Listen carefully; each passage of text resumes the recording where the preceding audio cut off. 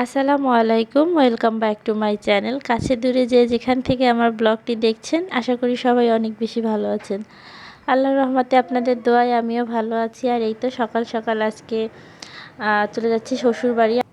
প্রায় অনেক দিনই শ্বশুরবাড়ি যাওয়া হচ্ছিল না, বাচ্চাটাও যেতে চাচ্ছিল। আর আমার শাশুড়ি আম্মা বাসায় ছিলেন না, আমার ননদের বাড়ি গেছিলো, সেজন্য আসলে যাওয়া হচ্ছিল না। আমরা দেখা যায় কি প্রায় দিনই বিকেলবেলা একটু শ্বশুরবাড়ি যাই। দেখা যায় কি বাচ্চাদেরও একটু ঘোরাঘুরি হয়ে যায়, মনটা ভালো লাগে। বিকেলবেলা প্রায় দিন যাই, আবার মাঝে মধ্যে সকালে যাই।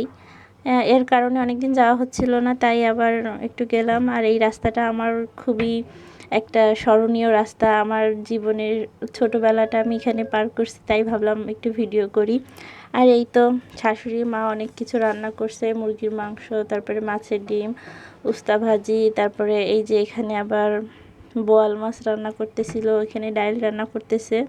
মানে গরমের মধ্যে অনেক কিছু রান্না করলো। আর এই যে তার ফুপু তার জন্য নাড়ু পাঠাইছে। এই যে দেখেন ছোট বাবা কিভাবে হাত দিয়ে নিচ্ছে, মানে খেতে পারুক আর না পারুক তার নাড়ুর প্রতি খুব আগ্রহ। এই যে একবার নিচ্ছে, আবার একটু মুখে হাত দিচ্ছে।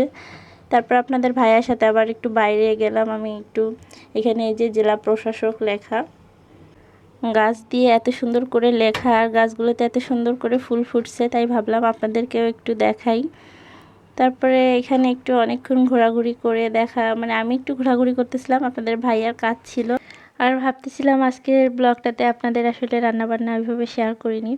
আসলে রান্নাবান্না তো আজকে করিনি, তার জন্য রান্নাবান্না শেয়ার করিনি। আজকে আমারও একটা দিন ছুটি হয়ে গেছে রান্নাবান্না থেকে। আসলে ভালোই হয়, প্রতিদিন রান্না বান্না ভালো লাগে না, একঘেয়েমি লাগে কেমন জানি একটা। আর তারপরে রাতের বেলা এসে আমি একটু বাইরে বের হয়েছিলাম আপনাদের ভাইয়ার সাথে মার্কেটে শপিং করতে।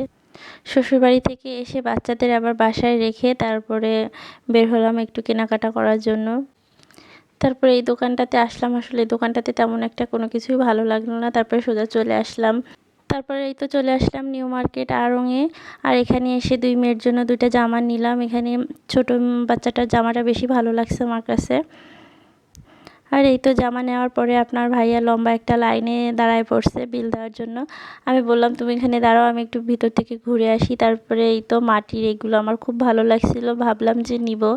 তারপরে আরও কিছু কেনাকাটা ছিল, আর যেহেতু এগুলো মাটির ভেঙে যাওয়ার সম্ভাবনা আছে, তাই ভাবলাম পরে অন্য একদিন এসে নিয়ে যাব, তাই আর ওটা নেওয়া হলো না। আর তারপরে আড়ংয়ের নিচেই অঞ্জনা ছিল, অঞ্জনা থেকে আবার বৌদির জন্য এই শাড়িটা নিলাম, দাদার জন্য শার্টটাও এখান থেকে নিলাম। দাদা বৌদির জন্য আসলে মূলত পূজার শপিং করে দিচ্ছিলাম, আর বেশি একটা করতে হয়নি। এই যে সবার মার্কেট হয়ে গেল, মানে যাওয়ার সাথে সাথেই বেশ পছন্দ হয়ে গেল সব কিছু। আর এখানে আবার বেল দেখে আমি বললাম যে চলো একটু বেল মাখা খাই। আর আপনাদের ভাইয়া চলে আসলো বেল মাখা নিতে। আর এত সুন্দর করে বেলগুলো সারি সারি করে সাজায় রাখা ছিল, আমার দেখতেই ভালো লাগতেছিল। তারপরে বাসায় যাব যেহেতু, আবার বড় ছেলে বলে দিছে তার জন্য যেন একটু এই চিকেন অন্তুন এগুলো নিয়ে যাই, তার জন্য আবার এখানে নামা। এখান থেকে এগুলো নিয়ে আমি অটোতে করে চলে যাব। আর আপনাদের ভাইয়া তার অনেক কাজ আছে, সে আমাকে আর বাসা পর্যন্ত দিয়ে আসতে পারবে না, কি আর করার, আমি অটোতে উঠে চলে যাব। আর আমার না মাঝে মধ্যে এরকম সময় কাটাতে বেশ ভালোই লাগে, মানে সারাক্ষণ ঘরের মধ্যে থাকলে তো আসলে একঘেয়েমি লাগে কেমন জানি। এইভাবে একটু বাইরে ঘোরাঘুরি, একটু সময় কাটালে, শপিং করলে তো মেয়েদের মন এমনিতেই ভালো লাগে, আসলে সেটা তো আর বলার কিছু নেই। আমার মনে হয় এটা সবার ক্ষেত্রেই। আর এই তো একা একা অটোতে যাচ্ছি, ভাবলাম একটু ভিডিও করি।